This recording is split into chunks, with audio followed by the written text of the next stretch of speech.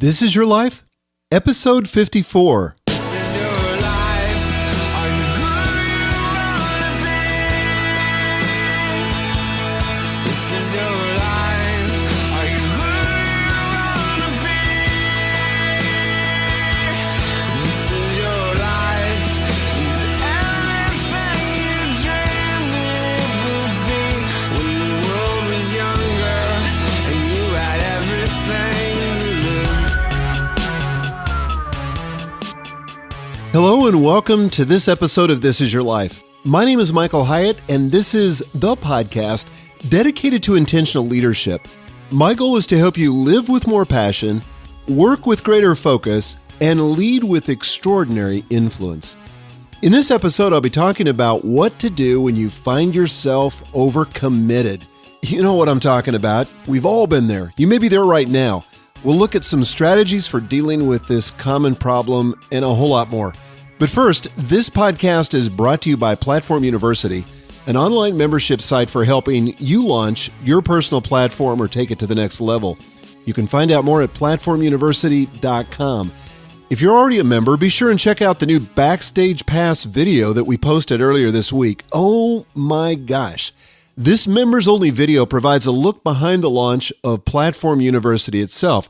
And the reason I'm excited about it is because it gives you the perspective of my team members, the good, the bad, and the ugly. And if you've ever thought about starting a membership site, this is pure gold. Check it out at platformuniversity.com. A month ago, Gail and I spent a week in Florida, just the two of us. We had a fantastic time. It was a great vacation. But since then, things have gotten crazy. I did the live Q&A for Platform University. I had 3 speaking engagements in the last 3 weeks. In addition to that, we observed Orthodox Holy Week, which meant 2 church services a day, every day for a week. We held the SCORE conference in Orlando, and I hosted the Chick-fil-A Leadercast last Friday in Atlanta. In the meantime, I'm working on a new book, writing my blog posts, recording my podcast, and it's been, or could have been, overwhelming to me. And I don't know if you've ever found yourself in that situation. Surely you have, but feeling like you have too much work and not enough margin. And I've probably had 4 conversations on this very topic in the last 2 days. But surprisingly for me, even in the midst of a very busy season, I've not felt overwhelmed. I've had plenty of time for my family, my own personal development. Well, actually, last week pretty much nuked my morning routine, but I'm back on it this week. But this has not always been the case, I can assure you. There have been times in my past when I felt utterly overwhelmed. In fact, I usually go through this experience at least twice a year, but the duration and the intensity has lessened over time. I'm getting better with age, thankfully. Well, in this podcast, I want to share with you 8 strategies I've used to reduce my commitments, create more margin, and feel like I'm once again in control of my life. So here we go. 8 strategies. Strategy number 1, accept responsibility. If I'm overcommitted and feeling overwhelmed, I have to acknowledge I'm in this state because I made these commitments. No one forced me. No one held a gun to my head. And as long as I'm the victim or playing the victim, I'm powerless to change. But the truth is, I have a choice, and so do you. I can decline the work, I can delegate it, or at the very least, I can negotiate the deadlines. But as long as you're blaming someone else for your sense of being overcommitted and overwhelmed, you're not going to get back that sense of control. It begins with strategy number 1, accepting responsibility. Strategy number 2, confront my fears. You know, so often I overcommit because I'm afraid to say no. Sometimes I'm just afraid of disappointing someone, or getting fired, or not having enough work, or missing an opportunity. Look, I'm a recovering people pleaser, and I readily admit it. This is a constant temptation for me, and maybe it is for you. But for me, being brave is often looking someone in the eye and just saying, no, I can't do it all. I want to make sure I'm setting my priorities, not someone else. And the only way I can do that is to confront my fears. Strategy number 3, reduce the drama. If I'm honest, I have to admit I often get overcommitted because it makes me feel important. In other words, it meets my need for significance. So rather than dialing the intensity down, I sometimes dial it up. And this often shows up in my language. I might be prone to say things like, I'm going crazy, or I'm about to lose my mind, or I feel so out of control, or if something doesn't change, I'm going to have a breakdown, or I'm about to go off the rails. Well, I may not say these things out loud, but they're still part of my internal dialogue, and this kind of hyperbole, and that's exactly what it is not helpful. And I found it to be amazingly helpful, though, just to dial down the intensity of my language and be more thoughtful with my word choices, avoiding this kind of extreme language. It just gets me all jacked up and, I'm not able to deal with it in a calm and steady place. So strategy number 3 is reduce the drama. Strategy number 4, keep it in perspective. When I find myself overcommitted, I have to recognize that this is likely a season. It's not something I'm going to have to put up with for the rest of my life. It's not a sentence. I'll get through it. Really, I will. I just need to take a deep breath and acknowledge that this too shall pass. Just last week, as I was leaving the SCORE conference to attend the Chick-fil-A LeaderCast, my manager, Joy Grobably, said to me, just think, in less than 48 hours, you'll be done and on your way home. She has no idea, I'm sure, how much that shifted my perspective and helped me get through a very intense 2 days. So strategy number 4, keep it in perspective. Strategy number 5, triage my calendar. Overcommitment is ultimately a calendar issue. It means I don't have any white space or margin on my calendar. It's been eaten up with appointments. If you're in this situation, perhaps you can negotiate your way out of some commitments in order to buy yourself some additional time. Believe me, I think it's important to keep my commitments, but that doesn't mean I can't request a release, ask for an extension, or delegate the project to someone else. But I've got to triage my calendar if I'm going to reclaim some margin and get my life back to a sustainable level of activity. So strategy number 5, triage my calendar. Strategy number 6, do the next most important task. Worrying about everything I must get done is frankly unproductive. It only creates anxiety. Yes, my workload may look impossible, but why dwell on that? Instead, I'm trying to focus on the next most important thing and keep moving. I try not to get ahead of myself. I've memorized Matthew 6:34, where Jesus said, "Do not worry about tomorrow, for tomorrow will worry about its own things. Sufficient for the day is its own trouble." And that's been true for me. So why worry about it? Just focus on the next most important thing. And when I finish that, I can focus on the next most important thing. That's strategy number 6. Strategy number 7, get sufficient rest. I don't know about you, but I can tackle almost anything provided I've had a good night's sleep. And when I get tired, as my wife can attest, I lose perspective. I also find it difficult to focus and become easily distracted. 2 hours in the morning after a good night's sleep are way more productive for me than 2 hours at night when I'm worn out and trying to grind it out. When I have to choose between two competing priorities like getting enough rest or getting up and exercising, I always choose rest. Now, if I had a tendency to be lazy, it might be a different story, but no one has ever accused me of being lazy. But when I'm rested, I'm much more resourceful. I'm more focused. I'm less distracted. I'm more likely to get something done more efficiently and more quickly. So strategy number 7, get sufficient rest. And finally, strategy number 8, decide to change. At the end of the day, it's up to me and it's up to you. No one else is going to take responsibility for building margin into my life, and that's probably not going to happen to you either. In fact, everyone around you is probably trying to figure out how to get more of you. And this doesn't make them bad people. It's just the way things work. But to move away from being overcommitted and feeling overwhelmed, you must establish boundaries and enforce them, or you'll soon find yourself in the same situation. Now, if you struggle with this, I highly recommend that you read Boundaries, When to Say Yes, When to Say No, to Take Control of Your Life by Dr. Henry Cloud and Dr. John Townsend. And there's a link in the show notes. And by the way, Henry has just published a brand new book that I can't wait to read. I've downloaded it, but I have not read it yet. but it looks terrific. It's called Boundaries for Leaders, Results, Relationships, and Being Ridiculously in Charge. Love the subtitle on that one. I really believe these 8 strategies can make a huge difference in your life if you adopt them and you're dealing with feeling overcommitted or overwhelmed. Number 1, accept responsibility. Number 2, confront your fears. Number 3, reduce the drama. Number 4, keep it in perspective. Number 5, triage your calendar. Number 6, do the next most important task. Number 7, get sufficient rest. And number 8, decide to change. Adopting these strategies doesn't mean you won't get overcommitted from time to time. I still do.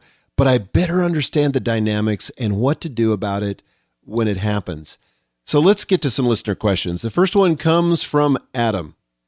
Hi, Michael. This is Adam Rico from Sacramento, California, and I blog at workyouenjoy.com. So, Michael, my question is, what's a good way to manage your own stress and anxiety about being overcommitted so you can still keep your commitments but not damage your own well-being in the long run? I look forward to your response and really enjoyed the podcast. Thanks, Michael. Take care. Adam, I think the first step is acknowledging that kind of overcommitment and the stress that comes with it is not sustainable. It will destroy your relationships. It will destroy your health. It'll have a negative impact on your career. So something has to be done, and you have to be proactive. Don't wait for a breakdown. And a lot of people are passive with regard to this. They just don't deal with it. They wait till there's a divorce or a breach in a relationship, or they have a health crisis. That's not the time to deal with this. Acknowledge this is not sustainable. Lots of bad things happen when you get too much stress going on for too long a period of time, and it really takes its toll on the things that are the most important to you and to me. So that's what I would do, is just get after it and make a change. The next question comes from Caleb. Hi, Michael. This is Caleb from Ukraine, and I blog about faith at sukofamily.org. I would like to know how to deal with overcommitment when you are in a culture, either a business culture or ministry culture, that values busyness and long hours as sort of a sign of success and looks down upon people who want to focus on a few things and have some balance in their life. How do you tactfully deal with those relationships? Look forward to your response. Thanks, Michael. Caleb, this is an outstanding question, and I've been exactly in this situation before. And you may not be able to change things above you, but you can definitely change the culture below you, particularly if you're willing to be courageous and stand up to that kind of culture. And one of the ways that you can do that is by changing the conversation. It's really not about how many hours people are at work, because the truth is that work expands to fill the time allotted for it. But one of the things that we can do is start focusing and direct the conversation to start focusing on the results we're delivering, not the time we're spending to deliver those results. And I think just to be open about it and say, look, this kind of culture that we're creating as leaders is not sustainable. It's going to take its toll on us. It's going to take its toll on our people. And so we've got to figure this out. We've got to use some of our creativity. We've got to change the culture as leaders by changing our behavior, because that, more than anything else, is what changes culture. And I think this is a great time just for us all to remind ourselves that what we do, what we say, is creating a cascading kind of an effect below us on the culture that we're trying to create. And we realize that as leaders, we're always creating culture. It's happening constantly. And that's why we got to be very careful that we're modeling what we want others to follow. I remember talking to a colleague of mine years ago, and I think I may have even mentioned it in this podcast, but he would work till 7 or 8 at night, and it was, for him, he thought, sustainable because he enjoyed work. His kids were grown and they were away from home, but the problem was that it was impacting all the younger people that he was leading who had small children and weren't there to have dinner with them, to put them to bed, to make those important family connections that are so critical and are all too brief. And so I just exhorted him over and over again, you've got to change. This is not sustainable. You may be able to endure it, which I doubt, by the way, but it's going to have a negative impact on the people you're trying to lead. So don't be that kind of leader. You may not ultimately be able to change the other leaders. You may ultimately have to leave that culture if it's toxic, but you can at least try to change the conversation and see if you can change the behavior of the group so that you can change the culture. The next question comes from Eddie. Hi Michael, it's Eddie Cliff here from Melbourne, Australia, and I blog my advice for high school students at vcefeed.com. Thanks for your great podcast. My question is this: if I decide to reduce my overwhelm by dropping a commitment or leaving an organization that I'm part of, what can I do for that organization to ensure the best possible outcome and a sustainable future for the organization? Thanks. Eddie, let me suggest that you listen to my podcast, episode 41, 7 Actions to Take Before You Quit Your Job. Because in that podcast, I talk about a way basically to leave a situation like you're describing, but to do it in a way that honors the people that you're leaving and leaves the bridge intact, leaves the door open, whatever metaphor you want to use, so that if you would choose to go back later or want to do business in a different context, you still have that option. I think it's entirely possible, and I think it's a great question to ask because sometimes you're in a situation where there's no other option if you're going to preserve your own sanity and protect the things that you value the most. Great question. The next one comes from Jason. Hi, Michael. This is Jason Nicholas from Oak Ridge, New Jersey. I blog and post my sketches at www.jasonjnicholas.com. Overcommitted? Yikes. I know that feeling way too well. I am a husband, father, architect, full-time employee, blogger, artist, improv actor, volunteer, and president-elect of my Rotary Club. I definitely need to perform some major triage in my life. I was thinking of letting go of the Rotary Club. I will be taking over as the new kid on the block in July. It is a club where members have been there a long time and are definitely set in their ways. I've already experienced some grumblings on things I've slated for my new year. Does a true leader step away from overcommitment? I feel that I would be losing out on a great opportunity to develop my leadership skills. It's going to take a lot of my time and energy to do so. I'm not afraid to try, but by eliminating this responsibility, my overcommitment list in life would definitely feel a lot lighter. Any feedback on this would be great. I love who you are and the wisdom that you share. You are simply awesome. Thank you so much for your time and have a fantastic day. Jason, thanks for your kind words. I think this is challenging for leaders because the more successful you become, the more opportunities present themselves. But leadership is all about choices. You've got to choose increasingly not between the good and the bad, but between the better and the good. And you can't do everything. One question you might want to just ask yourself, and this would be worth some reflection time, is what is driving this need to do so much? And I already admitted at the top of the show that my need for significance is what drives a lot of this kind of behavior for me, getting overcommitted, feeling like, gosh, people need me and, aren't I doing a wonderful thing? And I really need to be helpful and all this. And you kind of develop this almost messianic complex. And, I'm not saying that's you. I'm saying this is me. You need to get to the bottom of what it is that's driving this behavior on your part. But I think to recognize that you can't do everything, and in a world where you have to establish priorities, particularly as a leader, what are the things that you absolutely will not jettison? And what are the things that when push comes to shove, what would you get rid of? I promise you, if you had a heart attack, there'd be stuff that you would throw out the window in a heartbeat. No pun intended. You wouldn't think about it.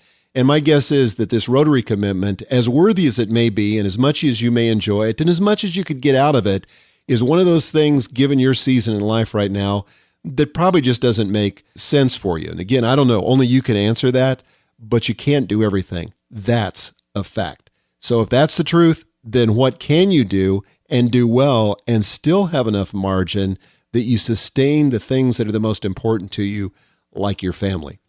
The next question comes from KC. Hi, Michael. This is KC Proctor. My website is kcproctor.com, and I'm from Seattle, and I'm a hardworking dad. I have 3 kids. I get up very early, 3 a.m. to work out. I have a full-time job. I work on the weekends at our church, and so my time is very precious and is a very limited resource, and I struggle with feeling overwhelmed at times. How do you endure a season of hustle without getting burnout? Thank you so much for all you do. I appreciate your blog and your book.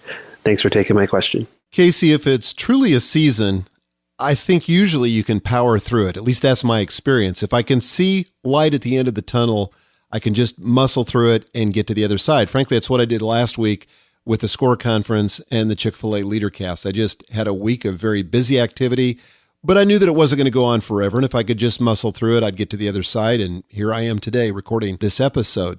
The problem is that sometimes we don't make those systemic changes we need to make to change the way things are getting on their calendar and the way that we're allocating our time.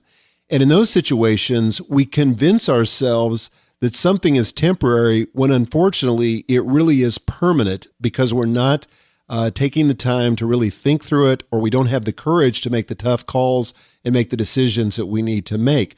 So if it's truly something temporary and you do see light at the end of the tunnel, and this is, kind of a blip on the monitor and not something that's going to go on forever, then great. Power through it to the best of your ability, get to the other side, try to give yourself some time to recover, and you'll be fine. On the other hand, if this is going to go on forever, I don't know of a method to power through that. It's not going to be healthy, and you've got to make some decisions. Hope that's helpful. Next question comes from Mike. Hey, Michael, this is Mike Burns from Phoenix, Arizona, and I blog at theothersideofcomplexity.com. At our blog, we talk a lot about decluttering your life, your physical spaces, your brain space, your calendar, so that you can focus on your priorities. When it comes to managing your commitments and your schedule, I was just curious to see if you had kind of a rule of thumb that you use for what percentage of your day you actually plan activities and appointments versus the amount of time you allow for margin for those things that happen to come up throughout the day.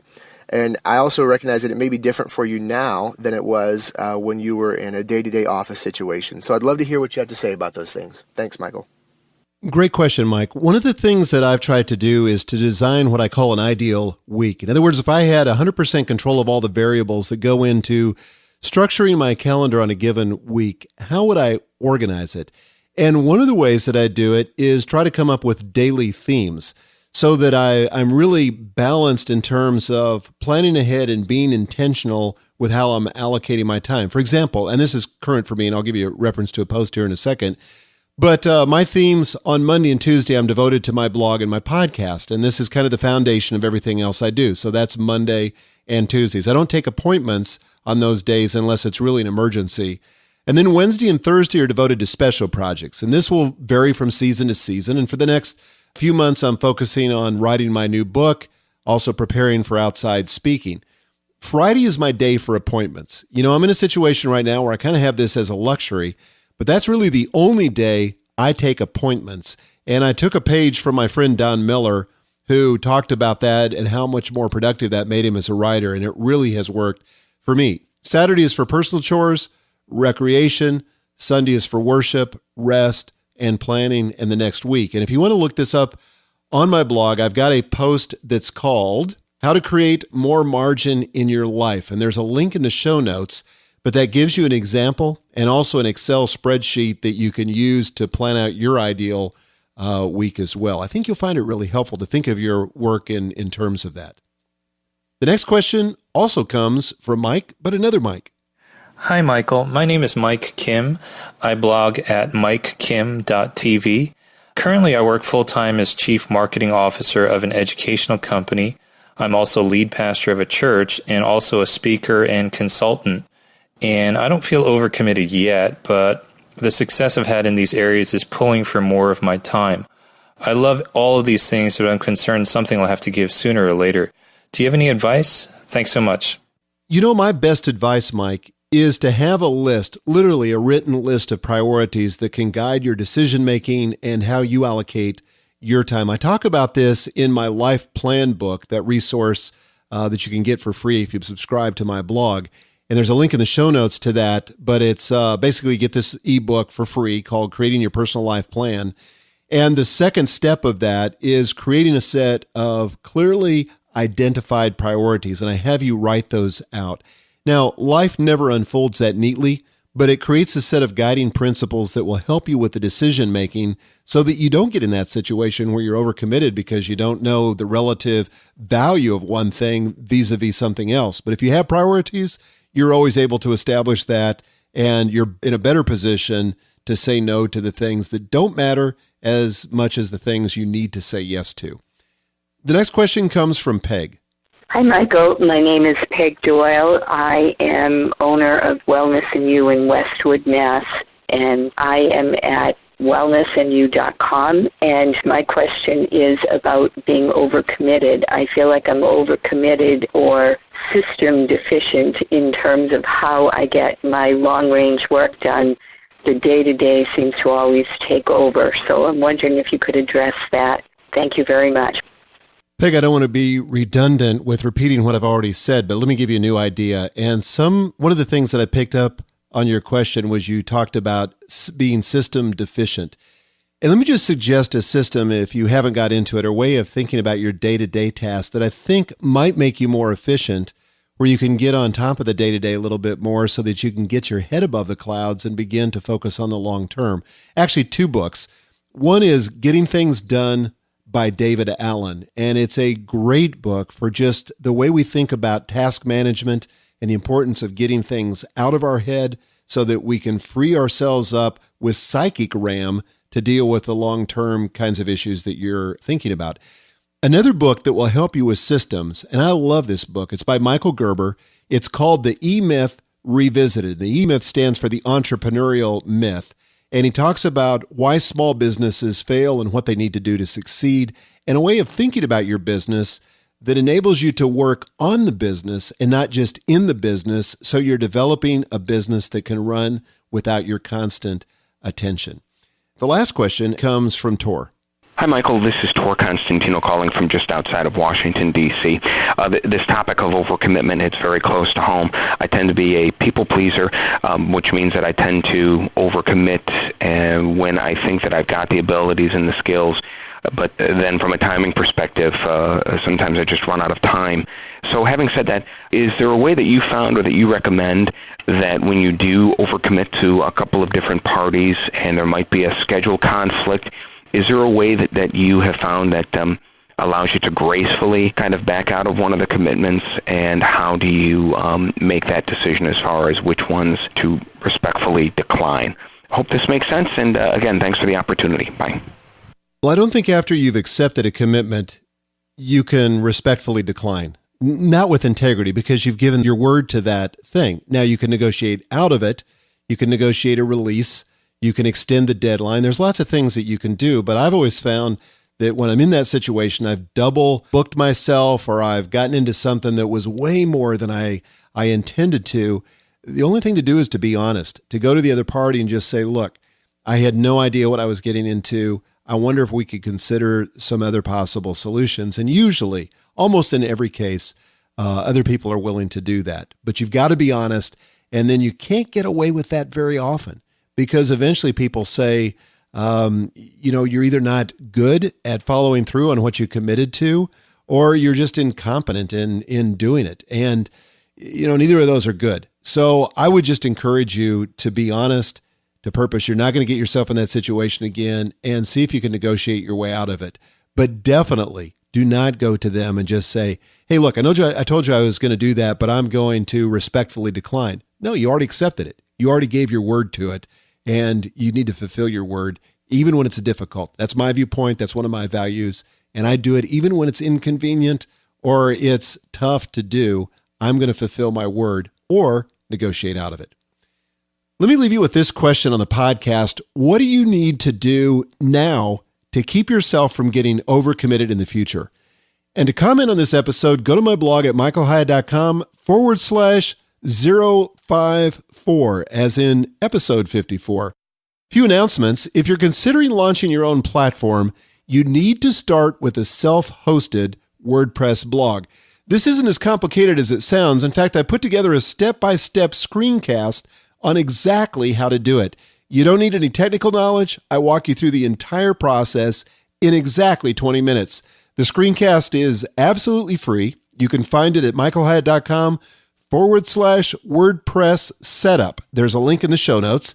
I also include a special discount code just for my podcast listeners and blog readers. It will enable you to get a hosting account for just $3.95 a month. That's all. Second announcement, we have just opened registration for the Launch Conference, September 16 through 19 at the beautiful Sebastian Hotel in Vail, Colorado. Whether you're a professional speaker or just want to be, this conference will teach you how to start where you are and take your business, your speaking business, to the next level. We also explain how to make more money speaking.